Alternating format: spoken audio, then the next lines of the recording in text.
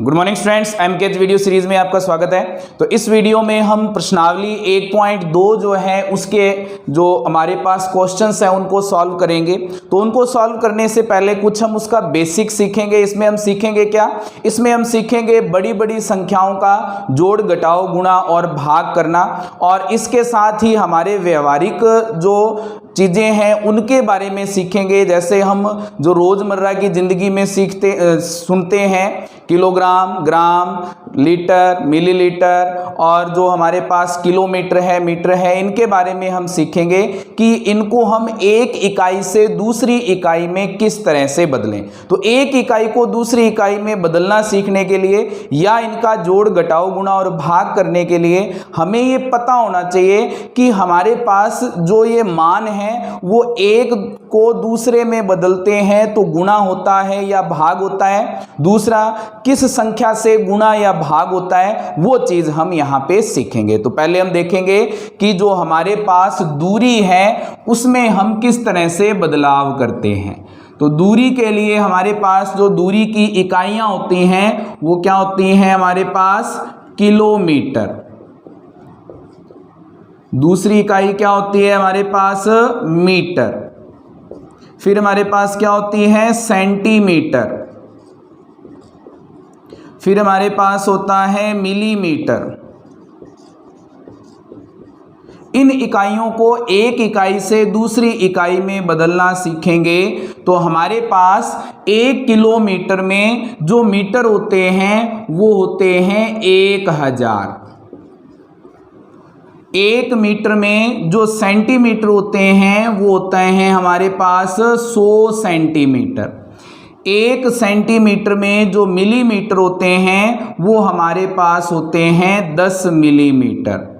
और जो हमारे पास मिलीमीटर है उसमें अगर हम बात करें तो हमारे पास जो सेंटीमीटर होते हैं वो होते हैं 1/10 सेंटीमीटर। अब यहां से जब हम एक बड़ी इकाई को छोटी इकाई में बदलते हैं तो हम इस संख्या का उसमें गुणा कर देते हैं, और अगर हम जब छोटी इकाई को बड़ी इकाई में बदलते हैं तो हम क्या करते हैं? भाग करते हैं। गुणा और भाग किससे करेंगे? जो यहाँ पे हमने संख्याएं लिखी हैं उनसे। तो जैसे अगर हमें दिया है 5 किलोमीटर, तो 5 किलोमीटर को अगर मीटर में बदलना है तो किलोमीटर बड़ी इकाई है और मीटर क्या होती है? छोटी इकाई होती है। इसलिए जब बड़ी इकाई को छोटी इकाई में बदलेंगे तो किससे गुणा करेंगे? किससे गुणा करेंगे हम? 1000 से। तो 5 गुणा 1000 क्या बनेगा हमारे पास? 5000 मीटर। इसी तरह से अगर हमें किसी छोटी इकाई को बड़ी इकाई में बदलना हो तो हम उसके लिए करते हैं भाग। जैसे हमने मिलीमीटर को सेंटीमीटर में बदला है। मिलीमीटर क्या है? छोटी इकाई है, और सेंटीमीटर क्या है? बड़ी इकाई है। इसलिए मिलीमीटर को सेंटीमीटर में बदलने के लिए हमने किससे भाग कर दिया? हमने 10 से भाग कर दिया है। तो हमें यह ध्यान रखना है कि जब हम छोटी इकाई को बड़ी इकाई में बदलते हैं तो हम करते हैं भाग, और जब हम बड़ी इकाई को छोटी इकाई में बदलते हैं तो हम करते हैं इनके लिए गुणा। उसके बाद में अगर हम बात करें तो हम देखेंगे वजन के लिए। तो वजन के लिए भी हमारे पास बहुत सारी इकाइयां होती हैं। पहले हमारे पास आता है 1 टन, उसके बाद हमारे पास आता है क्विंटल, उसके बाद हमारे पास आता है किलोग्राम, उसके बाद हमारे पास आता है ग्राम, और उसके बाद हमारे पास होता है मिलीग्राम। तो इनके लिए जब हम एक इकाई से दूसरी इकाई में बदलते हैं तो किसका गुणा या भाग करते हैं? 1 टन को जब हम क्विंटल में बदलेंगे तो 1 टन में जो क्विंटल होते हैं वो होते हैं 10 क्विंटल। उसके बाद में 1 क्विंटल में जो हमारे पास किलोग्राम होते हैं वो होते हैं हमारे पास 100 किलोग्राम। और 1 किलोग्राम में जो ग्राम होते हैं वो होते हैं हमारे पास 1000 ग्राम। उसके बाद में 1 ग्राम में जो हमारे पास मिलीग्राम होते हैं वो भी कितने होते हैं, 1000 मिलीग्राम। तो यहाँ पे हमारे पास वही कि अगर हम छोटी इकाई को बड़ी इकाई में बदलेंगे तो इन संख्याओं का भाग होगा, और बड़ी इकाई को जब छोटी इकाई में बदलेंगे तो इन संख्याओं का गुणा होगा। इसके लिए भी उदाहरण ले लेते हैं। जैसे हमें दिया है इसने 7 किलोग्राम, तो 7 किलोग्राम को जब हम ग्राम में बदलेंगे तो हम क्या करेंगे, ग्राम में बदलने के लिए 1 किलोग्राम में ग्राम कितने हैं, 1000। तो बड़ी इकाई को छोटी इकाई में बदल रहे हैं तो इसे हम क्या कर देंगे, 1000 से गुणा कर देंगे, कितना आ जाएगा, 7000 ग्राम। इसी तरह से हमारे पास होता है किलोग्राम को जब हम क्विंटल में बदलते हैं तो हम क्या करेंगे, भाग करेंगे, क्योंकि किलोग्राम जो है वो छोटी इकाई है और क्विंटल क्या है, बड़ी इकाई है। जैसे हमारे पास है 200 किलोग्राम और इसे हमें क्विंटल में बदलना है तो 1 क्विंटल में कितने किलोग्राम होते हैं, 100। तो हम इसे 100 से भाग कर देंगे, 200 बटा में 100 भाग करेंगे तो कितने आ जाएंगे, ये 2 क्विंटल। तो हमारे पास दूरी और वजन के लिए इकाइयां आ गई हैं। अब हम देखेंगे समय के लिए इकाइयां। तो समय के लिए जब हम देखें तो समय में 1 वर्ष से अगर हम शुरू करें तो 1 वर्ष, उसके बाद हमारे पास आता है 1 महीना, और उसके बाद हमारे पास आता है 1 सप्ताह, और 1 सप्ताह में होते हैं हमारे पास दिन, और 1 दिन में हमारे पास होते हैं घंटे, और 1 घंटे में हमारे पास होते हैं मिनट, और मिनट में हमारे पास क्या होते हैं, मिनट में हमारे पास होते हैं सेकंड। तो इनकी इकाइयों के लिए किससे गुणा और भाग करते हैं, 1 वर्ष में हमारे पास होते हैं 12 महीने। कितने महीने होते हैं, 12 महीने। 1 महीने में हम जो औसत लेते हैं वो है 30 दिन का, लेकिन अगर हमारे पास किसी स्पेशल महीने का नाम ले दिया जाए तो उस महीने के अकॉर्डिंग हम उसके लिए जो दिनों की संख्या है वो बताएंगे। कैसे, जैसे फरवरी महीने में हमें पता है 28 या 29 दिन होते हैं तो उसमें हम 30 नहीं ले सकते। जैसे जुलाई और अगस्त के महीने हैं, इसमें हमारे पास 31 दिन होते हैं, इसमें हम 30 नहीं ले सकते। तो अगर किसी महीने का नाम दे दिया जाए तो उसके अनुसार दिनों की संख्या बदल जाती है, और अगर हम औसत लें तो 1 महीने में जो दिनों की संख्या है वो क्या होगी, 30 होगी। 1 सप्ताह में दिन कितने होते हैं, 1 सप्ताह में दिन होते हैं 7, और 1 महीने में जो सप्ताह लेते हैं वो होता है औसत 4 सप्ताह। उसके बाद में हमारे पास 1 दिन के अंदर जो घंटे होते हैं वो होते हैं 24 घंटे। 1 घंटे में जो मिनट होते हैं वो होते हैं 60 मिनट, और 1 मिनट में जो सेकंड होते हैं वो होते हैं हमारे पास 60 सेकंड। तो अगर हमें एक इकाई से दूसरी इकाई में बदलना है, छोटी इकाई को जब बड़ी इकाई में बदलेंगे तो हम करेंगे इनका भाग, और अगर हम बड़ी इकाई को छोटी इकाई में बदलते हैं तो हम इसके लिए करेंगे गुना। तो हम इसको बदल के देखते हैं। जैसे हमें दिया है कि 3 वर्ष हैं, तो 3 वर्ष में महीने कितने होंगे, तो 1 वर्ष में महीने कितने हैं, 12। तो हम इसे क्या कर देंगे, वर्ष बड़ी इकाई है और महीने छोटी इकाई है, तो 3 से 12 को गुणा कर देंगे, कितने आ जाएंगे, 36 महीने। इसी तरह से अगर हमें कहे कि हमें 72 घंटों को दिन में बदलना है तो 72 जो घंटे हैं उसे दिन में बदलने के लिए घंटे छोटी इकाई है और दिन क्या है, बड़ी इकाई। तो बड़ी इकाई में बदलने के लिए हम इसे भाग करेंगे, किससे भाग करेंगे, 24 से। तो ये कितना आएगा, 3 दिन। तो हमारे पास इसी तरह से जब बड़ी इकाई को छोटी इकाई में बदलते हैं तो हम करते हैं गुणा, और जब छोटी इकाई को बड़ी इकाई में बदलते हैं तो हम करते हैं भाग। तो ये कुछ इकाइयां हैं हमारे पास। इसके साथ ही हमारे पास है धारिता, या हम कह सकते हैं इसे आयतन। ये धारिता क्या होती है? जैसे हम सुनते हैं लीटर, मिलीलीटर, तो हमारे पास 1 लीटर जो है उसमें हमारे पास 1000 मिलीलीटर होते हैं, और जो हमारे पास 1 मीटर क्यूब है उसमें होते हैं 1000 लीटर। तो हमारे पास 1 लीटर कितने मिलीलीटर के बराबर होता है? 1000 मिलीलीटर के। 1 मीटर क्यूब किसके बराबर होता है? 1000 लीटर के। तो इन इकाइयों को हमें याद रखना है। इसके आधार पर हम किसी भी एक इकाई को दूसरी इकाई में बदल सकते हैं। कहने का मतलब, अगर हम बड़ी इकाई को छोटी इकाई में बदलेंगे तो हम करेंगे इनके लिए गुणा, और छोटी इकाई को बड़ी इकाई में बदलेंगे तो हम करेंगे भाग। तो अब हम इनके लिए जो 1.2 प्रश्नावली है उसके कुछ क्वेश्चंस को, कुछ प्रश्नों को हम हल करके देखेंगे। तो प्रश्नावली 1.2 का जो पहला प्रश्न है वो आपकी स्क्रीन पे आ रहा है, उसे मैं पढ़ के बता देता हूं।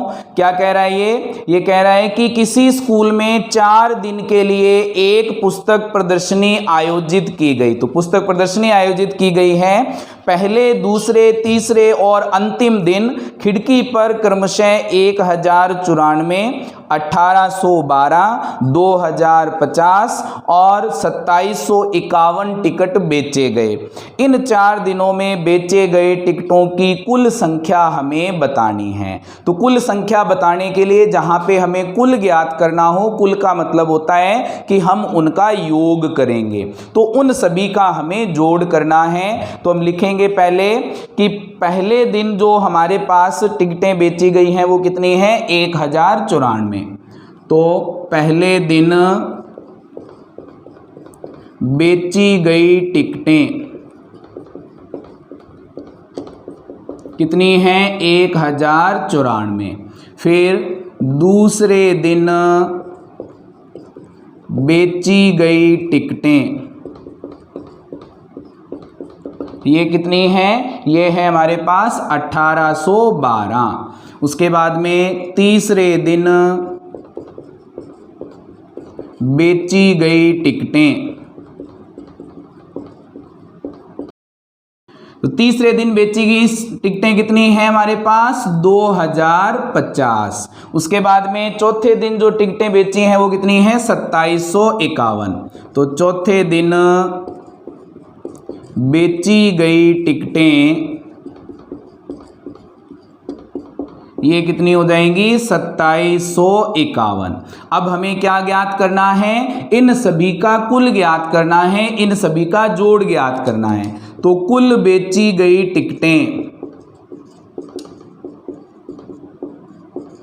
कितनी हो जाएंगी? इन सब का जोड़ करेंगे तो इन सब का जोड़ आएगा 4 और 2 6, 6 और 0 6, 6 और 1 हो जाएंगे हमारे पास 7। उसके बाद में 9 और 1 10, 10 और 5 15, 15 और 5 हो जाएंगे 20, 2 बचेंगे हमारे पास, 2 और 0 2, 2 और 8 10, 10 और 0 10, 10 और 7 हो जाएंगे 17, 1 अंसिल आ जाएगी, 1 और 1 2, 2 और 1 3, 3 2 5, 5 और 2 हमारे पास हैं 7। तो कितनी टिकटें बेची हैं उसने? कुल टिकटें बेची हैं उसने 7707, यानी कि 7707 टिकटें बेची हैं। तो हमारा जो पहला प्रश्न है वो कंप्लीट हो गया है। अब हम इसका दूसरा प्रश्न हल करेंगे। तो अगला प्रश्न हमें दिया है इसने, दूसरा प्रश्न, ये भी आपकी स्क्रीन पे आ रहा है। क्या कह रहा है ये दूसरा प्रश्न? शेखर एक प्रसिद्ध क्रिकेट खिलाड़ी है। वह टेस्ट मैचों में अब तक 6980 रन बना चुका है। वह 10,000 रन पूरे करना चाहता है। उसे कितने और रनों की आवश्यकता होगी? तो उसे 10,000 रन बनाने हैं और वो बना चुका है 6980। हमें ये बताना है कि और उसे कितने रन बनाने पड़ेंगे ताकि उसके 10,000 जो रन हैं हैं वो पूरे हो जाएं। तो इसके लिए हम क्या करेंगे, जितने रन उसे बनाने हैं उसमें से जितने रन वो बना चुका है उसको हम क्या कर देंगे, माइनस कर देंगे और हमारे पास वो रन आ जाएंगे जितने उसे अभी रन चाहिए। तो पहले हम लिखेंगे कुल रन बनाने हैं, कुल रन बनाने हैं, कितने रन बनाने हैं, 10,000 रन। उसके बाद ये कह रहा है कि रन बना चुका है, कितने रन बना चुका है, ये रन बना चुका है 6,980। अब आवश्यक रन क्या हो जाएंगे, आवश्यक रन हम कुल रनों में से जो रन बनाए हैं वो माइनस कर देंगे। तो क्या बनेगा, 10,000 माइनस 6,980 माइनस करते हैं तो हम पीछे से दाईं साइड से स्टार्ट करते हैं। 0 में से 0 घटाएंगे, क्या आ जाएगा, 0। अब यहाँ से 0 में से 8 घटता नहीं है तो हमें यहाँ से हंसिल लेनी पड़ेगी। यहाँ से हंसिल लेंगे तो इसके पास भी संख्या नहीं है तो इसे इससे हंसिल लेनी पड़ेगी।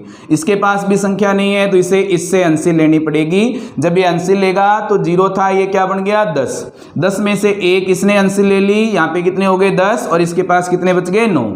अब इसमें से इसने हंसिल ले ली तो यहाँ पे कितने हो गए, 10। 10 में से 8 घटेंगे, कितने बचेंगे, 2। अब यहाँ से इसके पास 10 थे, 1 इसने हंसिल ले ली थी, कितने बच गए थे, 9। 9 में से 9 घटेंगे, कितने आ जाएंगे, 0। यहाँ पे हमने हंसिल ली थी तो 10 बना था, 10 में से 1 हंसिल इधर दे दी थी तो कितने बचे यहाँ पे, 9। 9 में से 6 घटेंगे तो कितने बचेंगे, 3। तो उसे और कितने रन चाहिए, 3020 रन उसे और चाहिए, जिससे उसके रन जो हैं वो 10,000 कंप्लीट हो जाएंगे। तो हमारा जो दूसरा प्रश्न है वो पूरा हो गया है। अब हम इसका तीसरा प्रश्न हल करेंगे।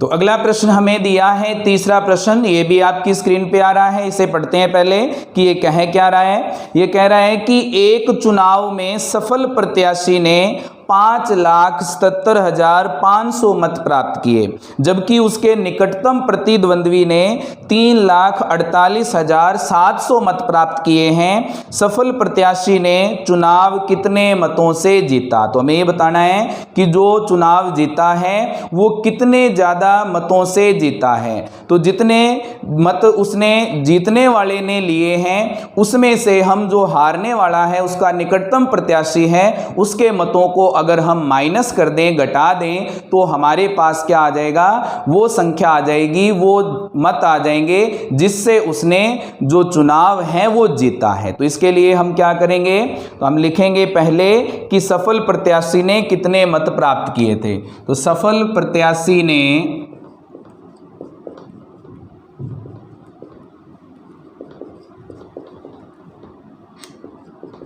मत प्राप्त किए,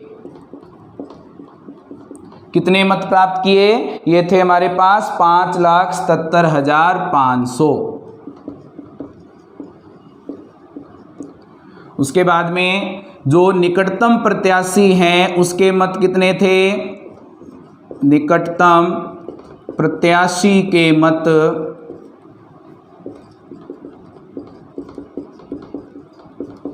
कितने मत प्राप्त किए हैं, इसने प्राप्त किए हैं 3,48,700। अब हमें क्या करना है, जीते गए मतों की संख्या या चुनाव जीतने में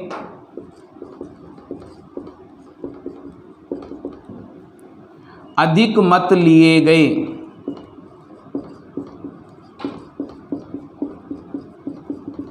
कितने मत अधिक लिए गए हैं चुनाव जीतने के लिए, जितने उसने मत कुल लिए हैं जीतने वाले ने उसमें से हम घटा देंगे जो इसका निकटतम प्रत्याशी है उसके द्वारा प्राप्त किए गए मतों को। तो घटाएंगे तो क्या बनेगा, 0 में से 0 घटेगा 0, 0 में से 0 घटेगा 0, 5 में से 7 घटते नहीं है तो यहाँ से एक अंशी ले लेंगे, कितने हो जाएंगे 15, 15 में से 7 घटेंगे, बचेंगे हमारे पास 8। यहाँ पे कितने बच गए 6, 6 में से 8 घटते नहीं हैं तो एक अंसिल लेंगे 16, 16 में से 8 घटेंगे कितने बचेंगे 8। उसके बाद में यहाँ पे बच गए 6, 6 में से 4 घटेंगे कितने बच जाएंगे 2, 5 में से 3 घटेंगे कितने बचेंगे 2। तो हमारे पास जो प्रत्याशी जीता है उसने कितने अधिक मत लिए हैं, उसने मत लिए हैं 2,28,800 मत। तो कितने मतों से जीता है वो 2,28,800 मतों से। तो हमारा जो तीसरा प्रश्न है वो कंप्लीट हो गया है। अब हम इसका अगला प्रश्न हल करेंगे। तो हमें अगला प्रश्न दिया है, इसने क्या कहा है, स्क्रीन पर क्वेश्चन दिया है, हम इसको पढ़ेंगे। पहले क्या लिखा है इसने, कीर्ति बुक स्टोर ने जून के प्रथम सप्ताह में 2,85,891 मूल्य की पुस्तकें बेचीं। इसी माह के दूसरे सप्ताह में 4,07,68 मूल्य की पुस्तकें बेची गईं। दोनों सप्ताहों में कुल मिलाकर कितनी बिक्री हुई, किस सप्ताह में बिक्री अधिक हुई है और कितनी अधिक हुई है, ये हमें ज्ञात करनी है। तो हमें पहले जो पहले सप्ताह की बिक्री है वो दी गई है, दूसरे सप्ताह की बिक्री है वो भी दी गई है। हमें पहले ये बताना है कि दोनों सप्ताहों में कुल बिक्री कितनी हुई, यानी कि हमें क्या करना है, दोनों का जोड़ करना है। फिर हमें पूछा है इसने कि किस सप्ताह में ज़्यादा बिक्री हुई, तो जिसमें ज़्यादा बिक्री हुई है वो सप्ताह बता देंगे। फिर इसने कहा है कि कितनी ज़्यादा हुई, तो कितनी ज़्यादा के लिए हम क्या करेंगे, जिस सप्ताह में ज़्यादा बिक्री हुई है उसमें से कम बिक्री वाला जो मान है वो हम घटा देंगे। तो क्या करेंगे, सबसे पहले जो मान दिए हैं उन्हें लिखेंगे। प्रथम सप्ताह में बिक्री कितनी थी, प्रथम सप्ताह में बिक्री कितनी है, प्रथम सप्ताह में बिक्री, ये बिक्री है हमारे पास 2,85,891 रुपये, 2,85,891 रुपये। उसके बाद में द्वितीय सप्ताह में बिक्री कितनी बिक्री होगी, द्वितीय सप्ताह में कितना दिया हुआ है 4,07,68 रुपये। तो 4,07,68 रुपये की बिक्री की है द्वितीय सप्ताह में। तो दोनों सप्ताह में कुल बिक्री कितनी होगी, दोनों सप्ताह में कुल बिक्री कितनी आ जाएगी, कुल बिक्री 2,85,891 और 4,07,68 को जोड़ देंगे, जोड़ेंगे तो क्या बनेगा, 1 और 8 9, 9 और 6 15, एक अंसिल आ गई, 1 और 8 9, 9 और 7 16, एक अंसिल आ गई, 1 और 5 6, 6 और 0 हो जाएंगे 6, 8 और 0 होंगे 8, 2 और 4 हमारे पास हो जाएंगे 6। तो कुल बिक्री कितनी हुई, कुल बिक्री होगी उसकी दोनों सप्ताह में 6,86,659 रुपए की। अब इसने पूछा है कि किस सप्ताह में ज़्यादा बिक्री हुई है, तो कौन से सप्ताह में ज़्यादा बिक्री हुई है, कौन सी संख्या बड़ी है, ये दूसरे सप्ताह वाली संख्या बड़ी है। तो लिखेंगे द्वितीय सप्ताह में अधिक बिक्री हुई। और इसने पूछा है कितनी अधिक हुई है, तो द्वितीय सप्ताह की बिक्री में से प्रथम सप्ताह की बिक्री को माइनस कर देंगे, क्या आ जाएगा 4,07,68, इसमें से माइनस करना है 2,85,891। तो इसको माइनस करेंगे, माइनस करने के लिए हमें पता है कि यहाँ से 8 में से 1 घटेंगे, कितने बचेंगे 7, 6 में से 9 घटते नहीं है, यहाँ से हंसिल ले लेंगे 16 बन जाएंगे, 16 में से 9 घटेंगे, ये भी कितने आ जाएंगे हमारे पास 7। उसके बाद में 6 बच गए, 6 में से 8 नहीं घटते तो यहाँ से हंसिल लेनी पड़ेगी, इसके पास हंसिल नहीं है तो इसको यहाँ से लेनी पड़ेगी, इसके पास भी नहीं है इसको यहाँ से हंसिल लेनी पड़ेगी। यहाँ पे 10 हो जाएंगे, एक इसको दे देगा 10 हो जाएंगे। तो हमारे पास इसमें से हंसिल इधर जाएगी 16 हो हो जाएंगे, 16 में से 8 घटेंगे कितने हो जाएंगे 8। यहाँ पे बच गए 9, 9 में से 5 घटेंगे कितने बचेंगे 4। इधर भी 9 है, 9 में से 8 घटेंगे कितने बचेंगे 1। और यहाँ पे बच गया 3, 3 में से 2 घटेंगे कितने आ जाएंगे 1। तो कितनी अधिक बिक्री हुई है, 1,14,877 रुपए की अधिक बिक्री हुई है द्वितीय सप्ताह में। तो हमारा जो चौथा प्रश्न है वो पूरा हो गया है। अब हम इसका अगला प्रश्न हल करेंगे। तो अब हम इसका 5वां प्रश्न हल करेंगे। 5वां प्रश्न भी आपकी स्क्रीन पे आ रहा है, इसे हम पढ़ेंगे। पहले क्या लिखा है इसने, अंकों 6, 2, 7, 4 और 3 में से प्रत्येक का केवल एक बार प्रयोग करते हुए 5 अंकों की बनाई जा सकने वाली सबसे बड़ी और सबसे छोटी संख्याओं का अंतर ज्ञात कीजिए। तो हमें कहा है कि ये 5 अंक हैं हमारे पास। कौन कौन से अंक हैं, ये हैं अंक हमारे पास 6, 2, 7, 4 और हमारे पास है 3।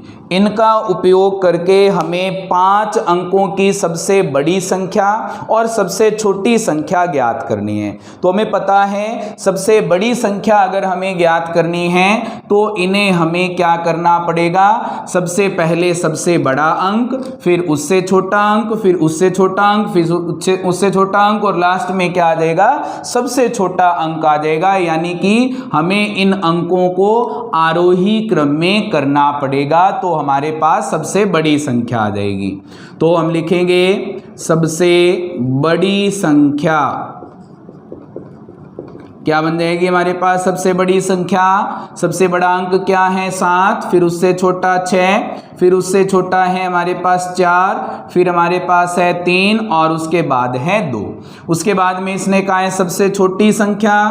तो सबसे छोटी संख्या ज्ञात करने के लिए हमें क्या करना पड़ेगा, इन अंकों को अवरोही क्रम में करना पड़ेगा। कहने का मतलब सबसे पहले सबसे छोटा अंक, फिर उससे बड़ा, फिर उससे बड़ा, फिर उससे बड़ा, यानी कि इसका उल्टा। पहले हमारे पास क्या आएगा 2, फिर 3, फिर 4, फिर 6 और फिर हमारे पास आ जाएगा 7। अब हमें कहा था इसने कि हमें इन संख्याओं का क्या ज्ञात करना है, अंतर ज्ञात करना है। तो अंतर क्या बच जाएगा इसके लिए, सबसे बड़ी संख्या है 76,432, इसमें से सबसे छोटी संख्या है 23,467।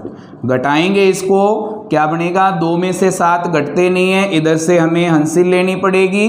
क्या बनेगा, 12 में से 7 घटेंगे 5, यहाँ पे बच गए 2, 2 में से 6 नहीं घटते, एक हंसिल ले लेंगे, 12 में से 6 घटेंगे कितने बच जाएंगे 6। यहाँ पे हमारे पास 3 बच गए, 3 में से 4 नहीं घटते, 13 में से 4 घटेंगे कितने बचेंगे 9, क्योंकि हमने यहाँ से क्या ले ली, एक हंसिल ले ली है। अब यहाँ पे कितने बच गए 5, 5 में से 3 घटेंगे हमारे पास आ जाएंगे 2, 7 में से 2 घटेंगे हमारे पास कितने आ जाएंगे 5। तो कितनी अधिक है ये, इन दोनों का अंतर कितना है, ये है 52,965। तो हमारा जो 5वां प्रश्न है वो पूरा हो गया है। अब हम इसका अगला प्रश्न हल करेंगे। तो अगला प्रश्न हमें दिया है इसने, छठा प्रश्न क्या कहा है, स्क्रीन पे है आपकी, इसे पहले पढ़ेंगे हम। एक मशीन औसतन एक दिन में 2825 पेंच बनाती है। जनवरी 2006 में उस मशीन ने कितने पेंच बनाए, ये बात हमें ज्ञात करनी है। तो हमें पता है कि एक दिन में कितने पेंच बनाती है, 2825 पेंच। और इसने कहा है कि जनवरी में कितने पेंच बनाएगी, जनवरी 2006 में। तो हमें पता है कि जनवरी जो है उसमें 31 दिन होते हैं। तो 31 दिनों के कुल पेंचों की संख्या हमें ज्ञात करनी है। तो 31 दिनों के लिए जब हम पेंचों की संख्या ज्ञात करेंगे तो हम एक दिन के पेंचों की संख्या को 31 दिन से क्या कर देंगे, गुणा कर देंगे, क्योंकि हमें एक का मान बताया है और ज्यादा का मान पूछा है। जब हमें एक का मान बता करके ज्यादा का मान पूछता है तो हमें क्या करना होता है, उन संख्याओं का गुणा करना होता है। तो पहले हम लिखेंगे इसके लिए, एक दिन में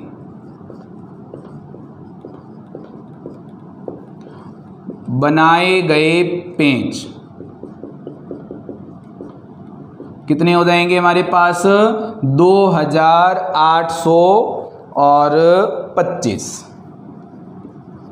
अब यहाँ से इसने कहा है कि जनवरी महीने में, तो जनवरी 2006 में दिनों की संख्या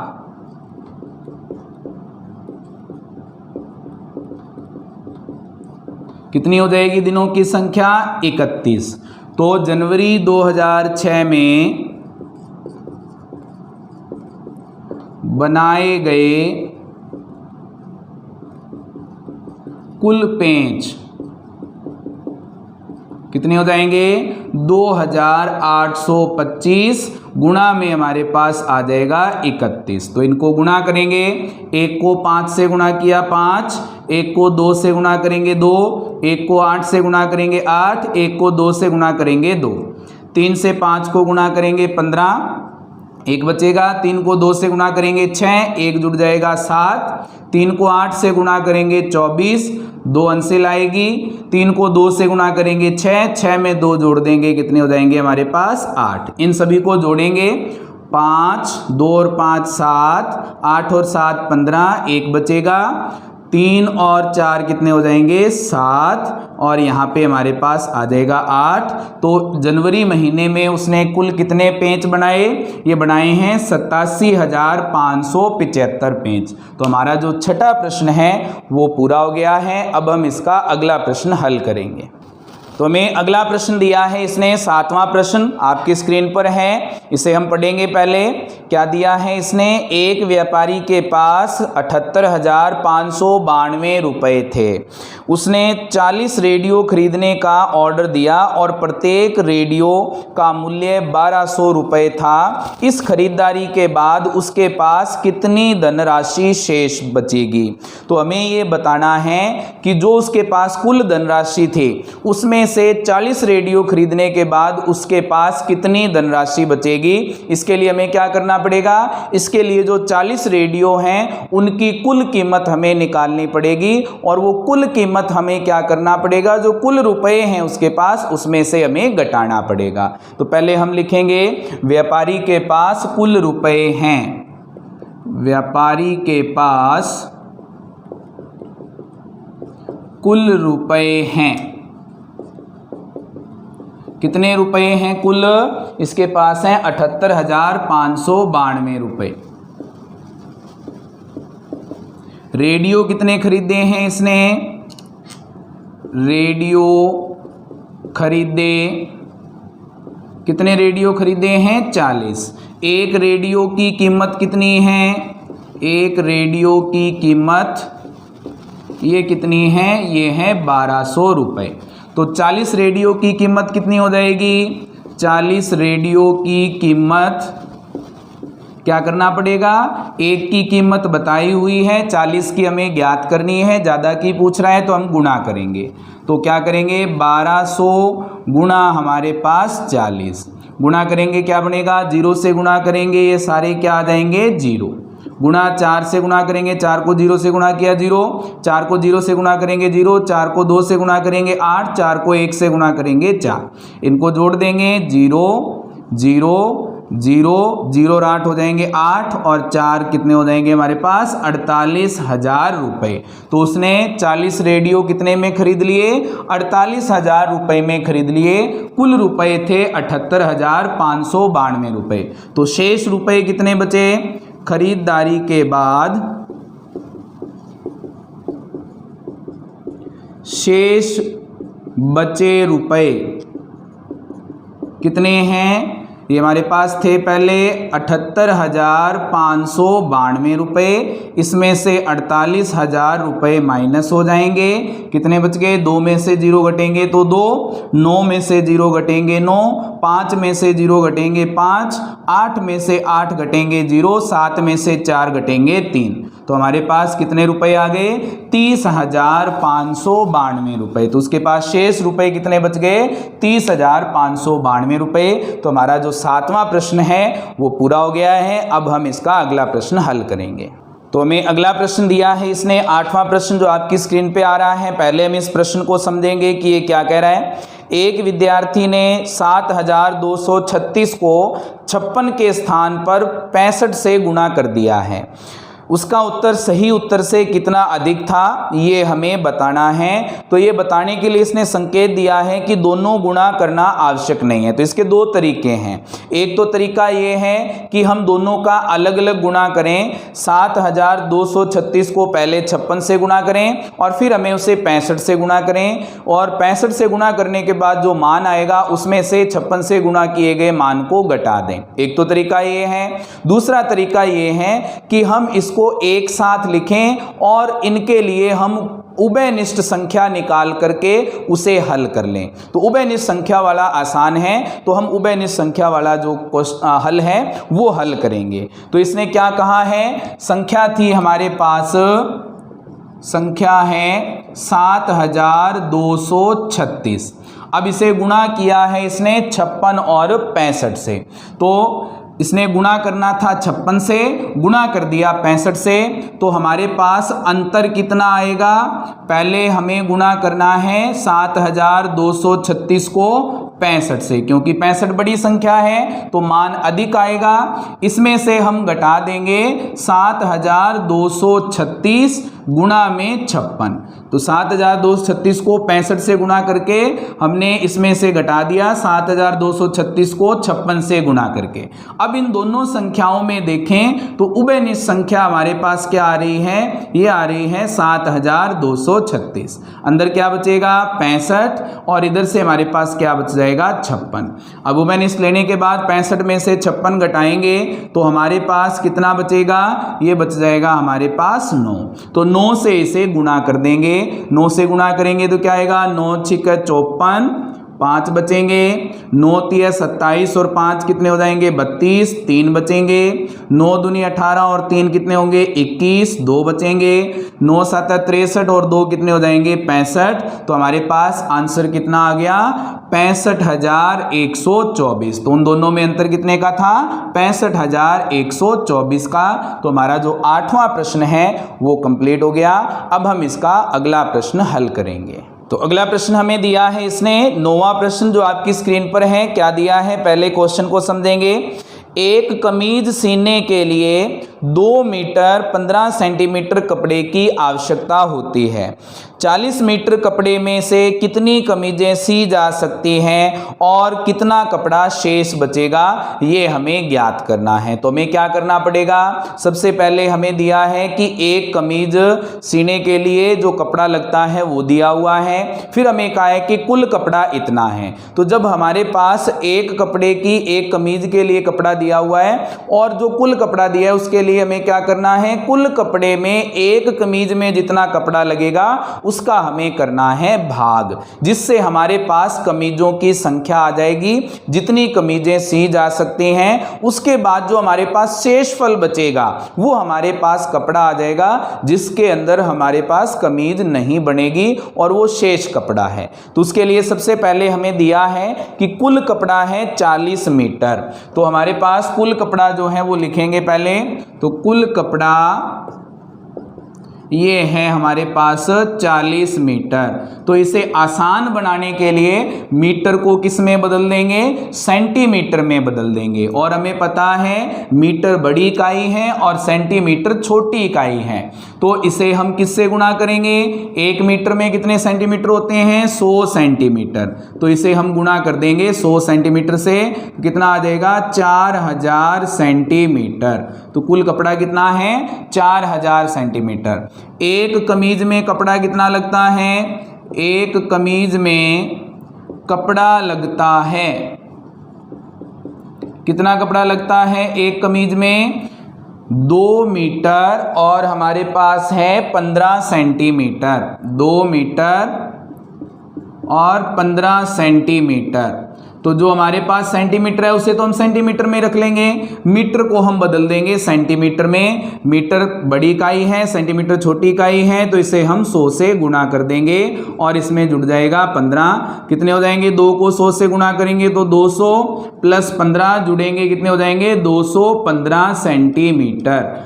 अब हमारे पास एक कमीज में लगने वाला कपड़ा आ गया और कुल कपड़ा आ गया। तो हमारे पास कमीजों की संख्या ज्ञात करनी है। तो हमें क्या करना पड़ेगा, कमीजों की संख्या के लिए हमें कुल कपड़े में भाग देना पड़ेगा किसका, एक कमीज में लगने वाले कपड़े का। तो कुल कपड़ा बटा में हमारे पास क्या आ जाएगा, एक कमीज में लगने वाला कपड़ा।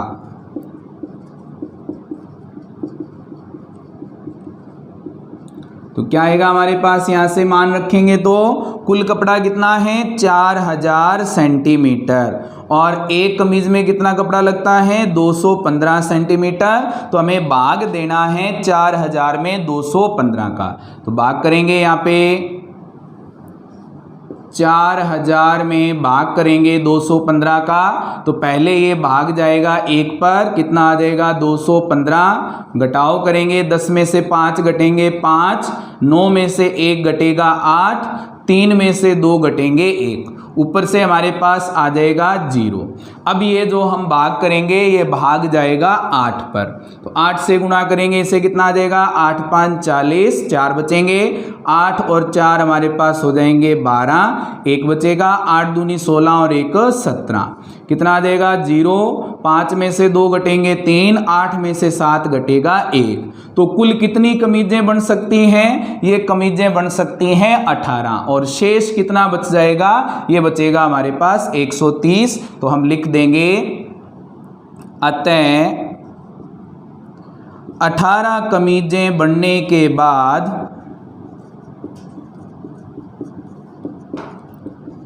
130 सेंटीमीटर कपड़ा बच जाएगा।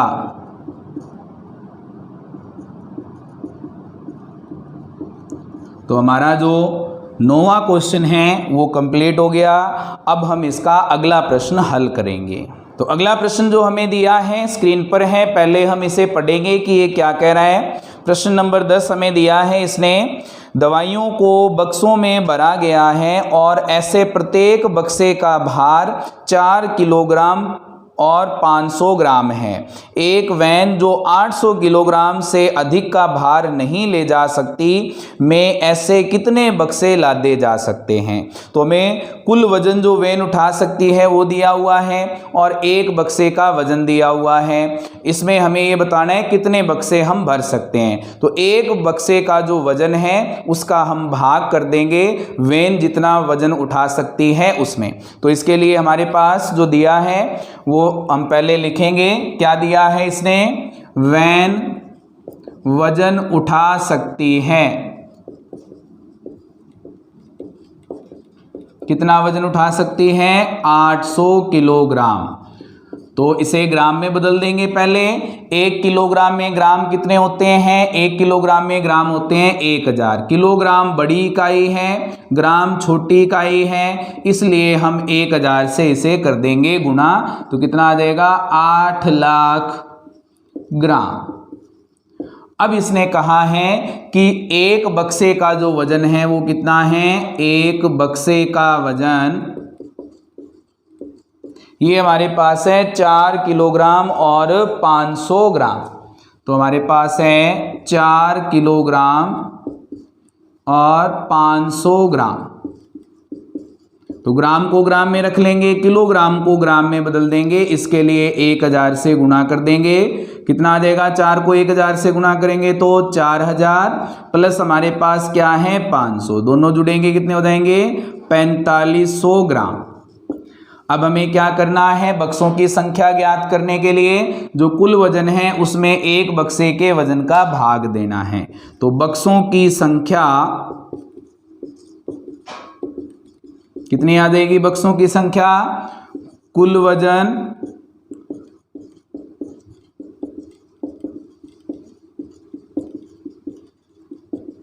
और बटा में क्या आ जाएगा एक बक्से का वजन। क्या बनेगा यहां से, कुल वजन कितना है हमारे पास 8 लाख ग्राम और बटा में हमारे पास है 4500 ग्राम जो कि एक बक्से का वजन है। तो हमें क्या करना है 8 लाख में 4500 का भाग करना है। तो भाग करेंगे पहले, कितना बनेगा 8 लाख भाग करना है इसे 4500 से, तो कितने पर भाग जाएगा, पहले ये भाग जाएगा हमारे पास 1 पर। तो कितना आ जाएगा 4500। कितना आ जाएगा, 0 में से 0 घटेंगे 0, 0 में से 0 घटेंगे 0, 10 में से 5 घटेंगे 5 और 7 में से 4 घटेंगे, ये बच जाएंगे 3। ऊपर से हमारे पास आ जाएगा 0।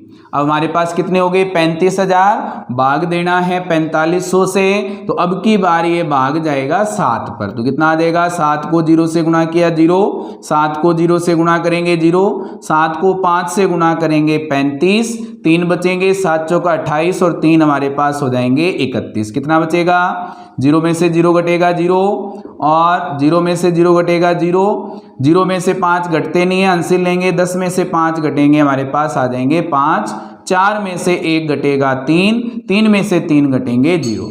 फिर ऊपर से हमारे पास 0 आ जाएगा, कितने बन गए फिर से 35,000। अब की बार भी कितने से भाग जाएगा, 7 से गुणा करेंगे, कितना आएगा 31,500। घटाएंगे, 0 में से 0 घटेगा 0, 0 में से 0 घटेगा 0, 0 में से 5 घटता नहीं है, 10 में से 5 घटेंगे 5, यहाँ से हमारे पास बच गया 4, 4 में से 1 घटेगा, हमारे पास आ जाएगा 3, 3 में से 3 घटेंगे, हमारे पास आ जाएंगे 0। तो हमारे पास जो बक्से भरे जा सकते हैं उसमें वो कितने हैं, 177 बक्से। तो लिख देंगे, अतः वैन में 177 बक्से भरे जा सकते हैं।